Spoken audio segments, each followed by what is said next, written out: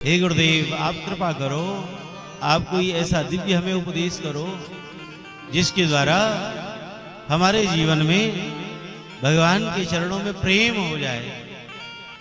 जिस दिव्य ज्ञान के द्वारा जो है भक्ति ज्ञान वैरागी का संवर्धन हो, जिस दिव्य ज्ञान के द्वारा संत महापुरुष जो हैं वह माया और मोह पर विजय प्राप्त कर लेते हैं, आप कृपा करके वह दिव्य ज्ञान हमें प्रदान करो। बड़ी सुंदर मंगल में प्रार्थना करिए। महात्मा जो हैं वह तो माया से सदैव बच करके रहते हैं, माया से सदैव भागते ही रहते हैं। श्री कबीरदास जी महाराज तो कहते हैं, महाठगनी हम जानी, माया महाठगनी हम जानी। ये भगवान की माया जो है यह तो महाठगनी है, सबको यह ठग रही है।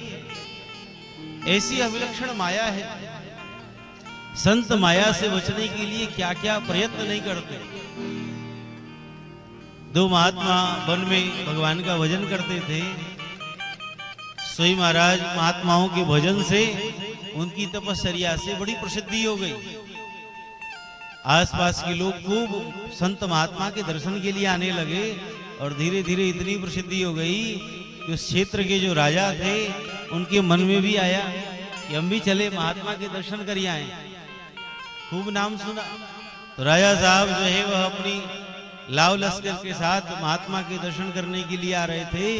तो दोनों महात्माओं ने सोचा, आपस में चर्चा करी कि भैया अब जब से यह प्रसिद्धि हुई है तब से हमारा भजन छूट गया, हमारी भक्ति छूट गई, भजन में मन नहीं लगता है। तो दोनों ने आपस में युक्ति निकाली कि जब राजा साहब निकट में आए तो हम फिर रोटी के लिए झगड़ा करने लगेंगे। राजा साहब निकट में पहुंचे तो दोनों महात्मा आपस में लड़ने लगे। ये रोटी हमारी है, इसको हम लेंगे। दूसरा महात्मा कहते नहीं, ये हमारी, हमको चाहिए। दोनों महात्मा आपस में लड़ने लगे। राजा साहब ने दूर से देखा, यह बात सुनी। राजा साहब ने सोचा कि हमने तो सुना था कि बड़े प्रसिद्ध महात्मा हैं, बड़े सिद्ध हैं, लेकिन ये तो आधी रोटी के लिए झगड़ा कर रहे हैं।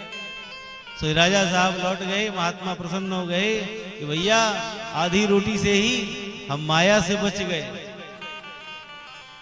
तो यह संत महापुरुषों की अपनी दृष्टि है।